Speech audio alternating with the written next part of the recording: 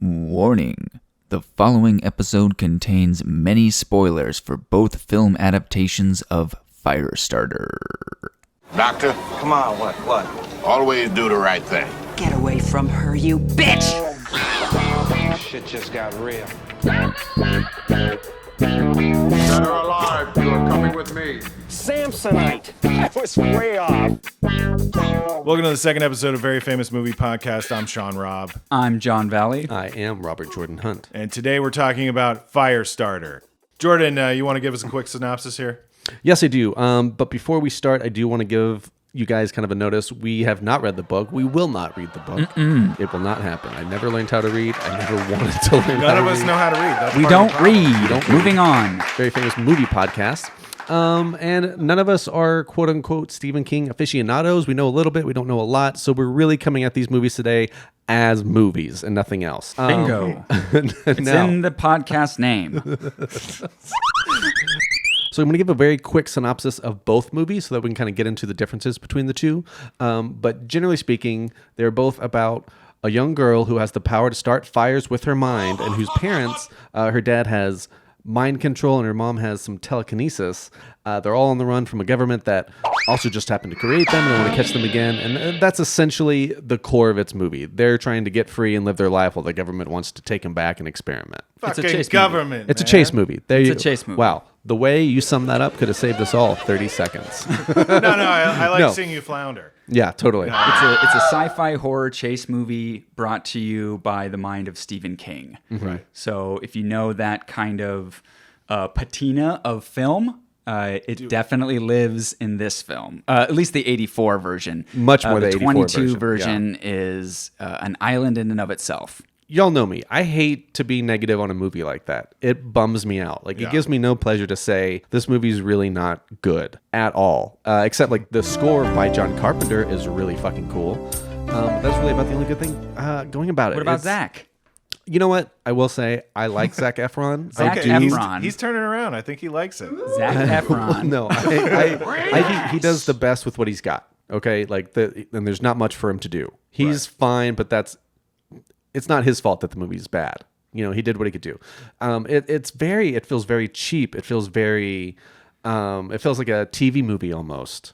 That is not a compliment. Like Blumhouse produced this movie, and typically that's a pretty strong brand name for horror. And this is a movie, Firestarter, in my opinion. I did enjoy the first one. It's not great by any stretch of the imagination. I more liked it just because it was like an 80s hole in my movie knowledge. You know what I mean? Like I hadn't seen it before, so it was just fun to fill that hole. Go on. But no, I just enjoyed it enough, at least. And it's a great concept that is ripe to be remade. It could totally be done better with today's technology, and they just completely whiffed it. You didn't like it. I didn't like it. How many stars? Yeah, on a scale of 5 match heads, 5 being the highest, how many match heads do you give this? You sound like a 2 out of 5. 1 out of 5. I was gonna say like 1.5. 1.5 out of 5. It's a bummer. Like it's not that it's like fucking crazy shitty. That's not the way. It's a bummer. Okay, Sean. Okay. I'm inclined to agree with Jordan here. I don't know if I would say I hated it because I don't really remember it. It was like it was so forgettable. It just moved super slow. I do think the score was cool. Obviously, Carpenter, that's always fun. Very cool score, which I think the score to the original is very cool as well. Right. But I think we both agree that had John Carpenter directed the original, he probably would have done the score. But their replacement for him was Tangerine Dream. Yeah, the 84 version works so much better. And let me also say, like, it's really not a great film. But the cast of this movie, of the 84 version, is insane. Yeah, it is very Because Totally. we got, let's just go down the roster here because this is crazy. Drew Barrymore, of course, very famously. I mean, I feel like that's pretty well known. Like the poster is her, with her hair going crazy. Yes. David Keith. Who, not Keith David, but David Keith. He's, you know what? He's been in a lot more, but the only thing I can think of is he's the dad in Daredevil with Ben Affleck. He is. Yes, He's been in so Not much. a bad reference. Not a bad reference at all. That movie deserves a lot more love, and I'm here to go to the Bring go to him back. get against the ropes for it. But he's been in so much, and like he's a that guy actor. Look up his name, David Keith. You'll recognize him immediately. David Keth. Heather Locklear, which is just kind of funny. But then we get into some like really kind of heavy hitter territory. Martin Legacy Sheen, legacy actors. Martin Sheen, he had already been in Apocalypse Now. I mean, he was already Martin Sheen, right? Yeah. George C. Scott. Playing a Native American guy. Playing a Native American, which I really had no idea. Now it makes so much sense, and that there's a lot going through my head about that right now. You also got Art Carney, a very famous comedian from the 50s and 60s. I mean, Oscar winner himself. Louise Fletcher, who was Nurse Ratched in One Flew Over the Cuckoo's Nest, is like his wife. But I mean, these are small parts except for George C. Scott's. Like, this movie was supposed to be a big deal, and it was not. Right. And I think there's something about that, everything you just described there about 84, that I was lacking with the 2022 version, where the 84 version feels so inspired, like they were really trying to do something big with it. And so they swung for the fences with the casting. The cinematography was insane with these really cool anamorphic lenses. Yes. The practical effects were fucking awesome. Yes, agreed. Like, that was so fun. And I think that's why I didn't really hate the 22 version, even though I think it is like not it kind of missed the mark. I don't hate it just because the concept alone is so cool. It's like X-Men level cool as far as the kind of reality of the world. This like sci-fi horror conspiracy theory kind of vibe to the whole movie was super fun to kind of escape to. Like, where 1984's version's maybe a little long in the tooth, the 22 version's shorter but doesn't do nearly as interesting character things as the 84 one. And I wish I knew how to read, because the thing that I'm so curious about with both of them writ large is like all of these characters want to possess Drew Barrymore, because they keep talking about how like young and beautiful she is and how gifted she is, and she has the power of the gods inside of her. There was this really weird like sexuality play happening underneath it that was uncomfortable, but also made the conclusion of the 84 version very, very satisfying. Yes, I mean, she tortures those motherfuckers. Yeah, she gets her druthers. You know, it's like it's very similar to the ending of Carrie. Yes, and it has that really satisfying kind of catharsis. In it, absolutely. It is a very weird movie. I mean, I felt that the whole way. Just the father-daughter dynamic is way too touchy-feely. I can't tell if that's intentional or not. It was clear to me that I think that's the intention of the movie, and there must be something buried within the book that suggests that. I'm sure. We'll never know, because we don't know how to read. There's this doctor character that Freddie Jones plays in the original, and then fucking Kurtwood Smith shows up in the new one. It's so cool. He only gets one scene, which sucks, but that's the best casting of the new one, though. Because the original has such a huge cast, and then Kurtwood is like on that level for me, but then no one else. Yes. Kurtwood Smith of that 70s show fame and RoboCop. Can you fly, Bobby?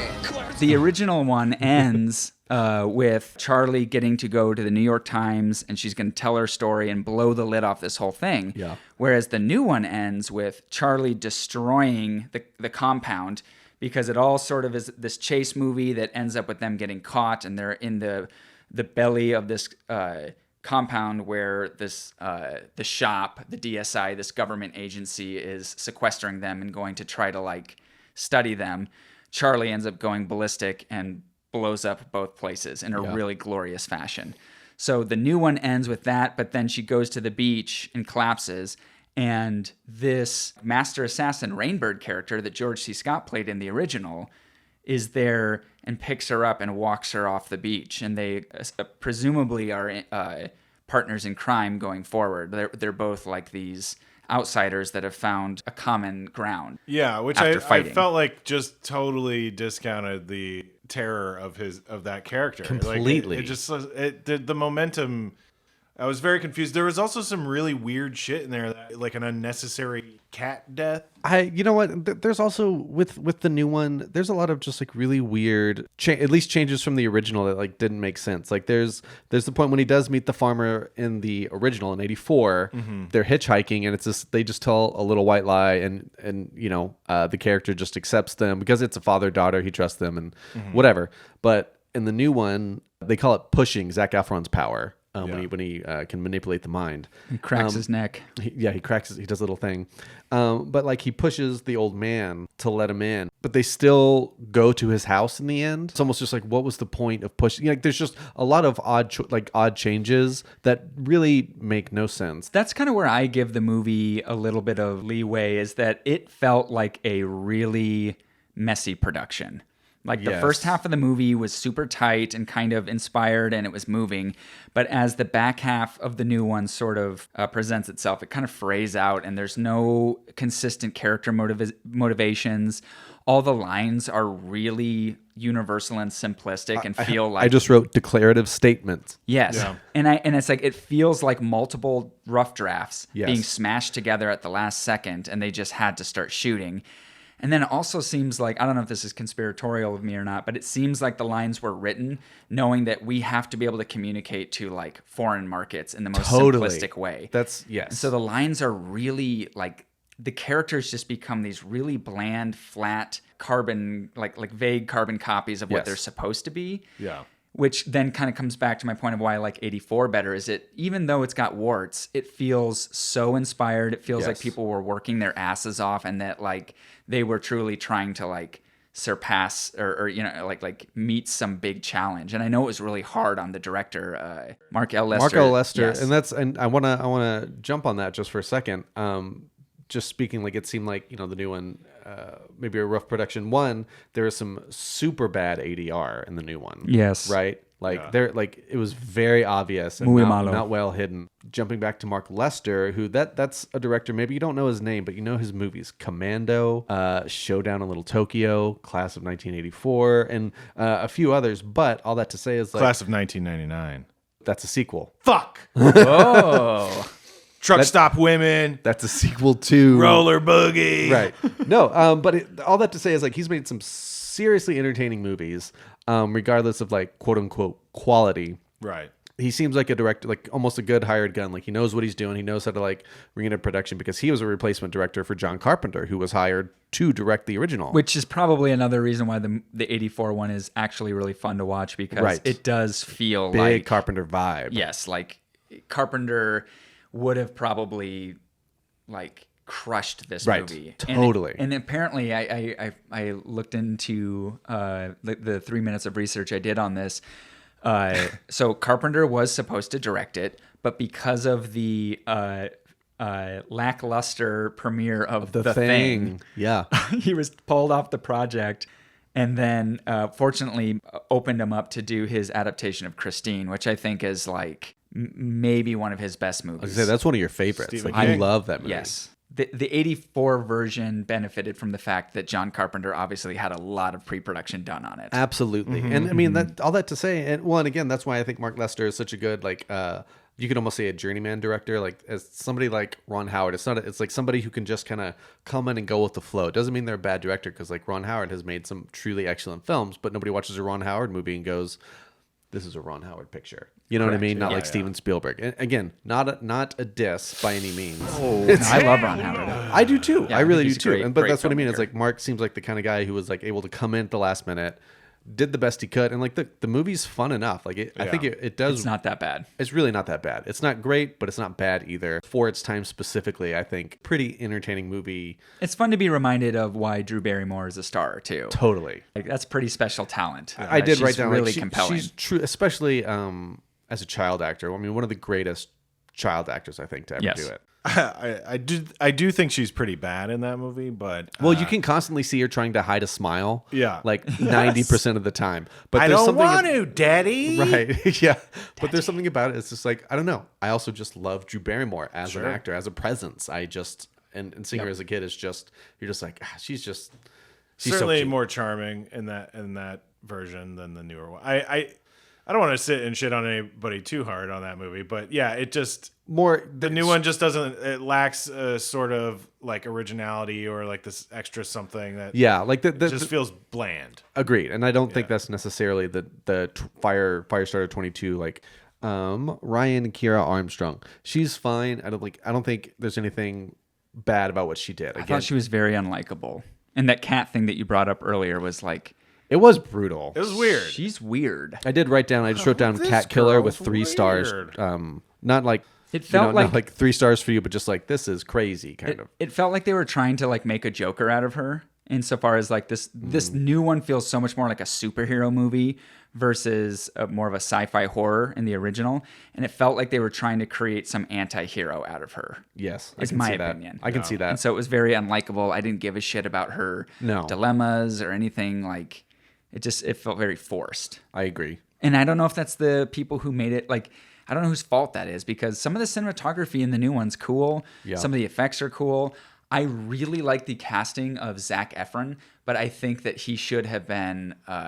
I think he should have played Captain Hollister, and I think he should have been this like really egotistical, like self-absorbed, Man, always that's pretty looking at interesting. himself and kind of like primping and stuff. Because it That's would really then interesting, like actually. play into this idea of they have everything, but they want more. They want more. They want to be gods. Because I don't think it works in. I guess it works in Marvel that's right. movies. And then Gloria Rubin as Hollister in the new one. Yeah. I just she's feel like fine. the terror of the government agency isn't as interesting in the new one either. It just feels like, all right, this is like a cartoonish. Yeah, well, because like the Very way that placeholder. the way in the remake that they're able to like subdue their powers for the brief time that they have them after they capture them is like in the new one, they have these contacts that I guess protects, the fucking contact presents them lenses. from getting into their Yikes. mind or whatever. Yeah. Whereas in the original, they just gave them some drugs. Yeah. And it's just it's I think it's cleaner. I think it makes more sense because the contacts, I mean, then we're getting into like talking about the logic of movies or whatever, but it's just No, it's, you say it. I know what you're gonna say, and Well, it pissed my ass off. it's just like it's a weird leap. It's just like, oh, let's have this really crazy like updated eye. The way they technology introduce the contacts Yeah. is in the midst of a shootout. Oh, right. These armed agents are leaping out of SUVs with like assault rifles in their arms, and as they're in mid stride, they're like, "Oh, I better put on my contacts." Contacts. Oh, yeah, and he's with one putting it- finger, just boink right into Yeah. the eye, and I'm like, "Motherfucker, I've never been able to put in a contact that fast." Yeah, it's Yeah, this, well, it's you're this not a leap Navy of logic SEAL, that is just butthead. it's too far. It really is. But no, it's this leap of logic that it's too much. Like Yes. I'm willing Also, to it's go. fucking lame. Yes, Contact lenses. more than anything. Give me a Very break, lame. man. At least make some fucking goggles or Yes, something. totally. It's Yes. just, it's so goofy. So both movies are not performing. Both Both movies are not performing. 84 currently. did not perform well. 22 is not performing well. No. What were the budgets for both? Well, for I don't know the new one, but I know for the old one, it cost $15 million. It just barely made 17, so it didn't like technically lose money. However, The new one is 12, I believe. okay, it's 12. Well, it debuted with about 3 million, and it's a disaster. Worldwide?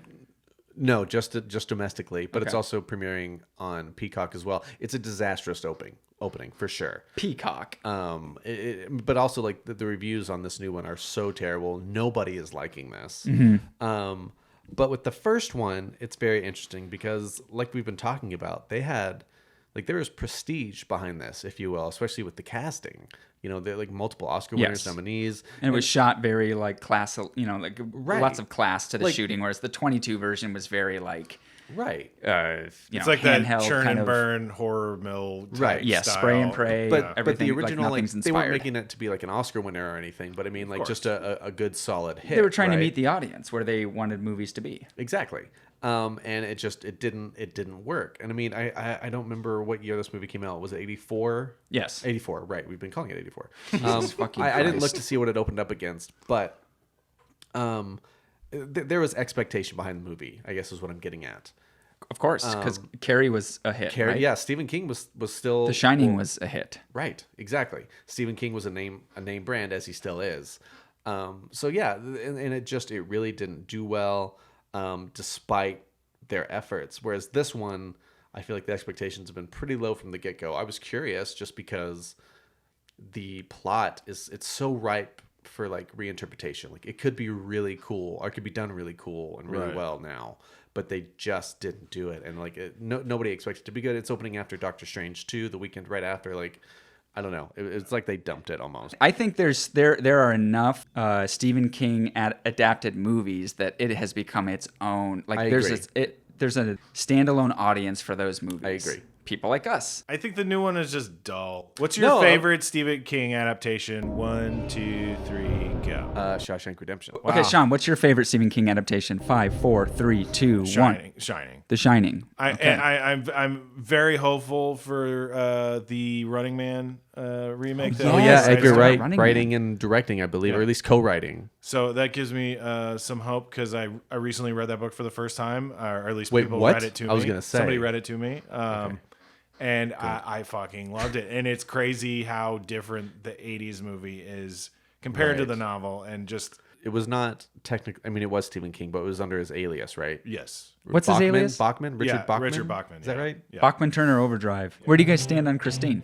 The John Carpenter one that he did instead of Christine. Firestarter. Yeah. I don't like it as much as you do. I think it's my Agreed. favorite Stephen King adaptation. Probably, like, I have to say The Shining, but it doesn't even feel fair to say The Shining because it's such a... It's a different beast, apparently. Yeah, I do see where it is very Kubrick. Yeah. Where the Christine adaptation is definitely, that is like John Carpenter in his prime. Right. But it still feels so much more faithful to what Stephen King was trying to do. It stands out in Carpenter's career for that reason, and that's a compliment. Yes, I think it's probably his best looking movie. I think it looks better than stuff like The Thing. The cinematography. Get the fuck in out of it. here, man. The cinematography, production design in it, it's all perfect. The casting's super fun. The 4K looks really nice. The effects. Yeah. He is probably one of the most remade filmmakers. Oh, he wants that paycheck. Definitely up there. I mean, yeah. people remake his movies like crazy. Yeah, he loves it, but he's gone on record as saying, like, if you pay me, I don't care. Of course. Which I love. I think it's amazing. Yes. And I would love to see a remake of Vampires. Because it's a very cool concept. Yeah. He just has a very fun outlook, and I feel like that really shines through in his movies.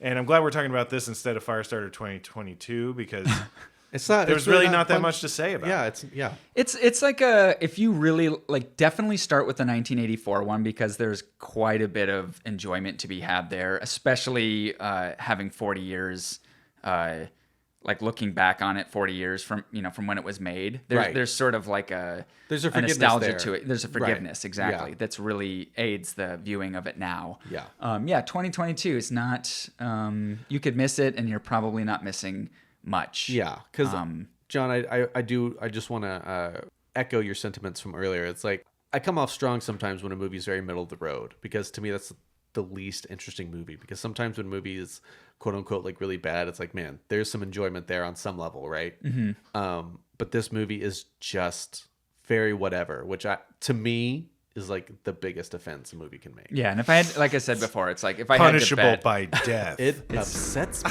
Yeah, I think the people who made it feels like they were definitely hamstrung. Right. There was a better movie in there. Yeah. Yes. Sean, favorite conspiracy theorist fever dream film? Conspiracy theory. Oh, that's not true. I know. 5, 4, 3, 2, 1. Brazil.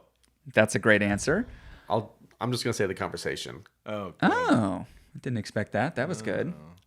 Mine is definitely They Live.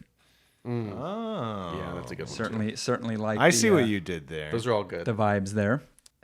I didn't want to bring this up. I thought this was just like something that we would be better to leave in the past, but just because it happened again, I want to ask, like, what do you guys think about the war on comedy? First you get the Chris Rock slap, and then Dave got attacked by a knife gun.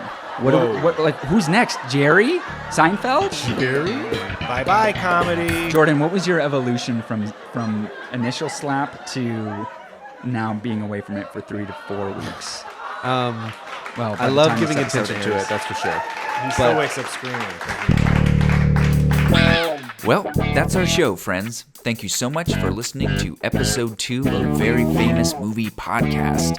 We hope you think our show is fire. And if you don't, fuck you.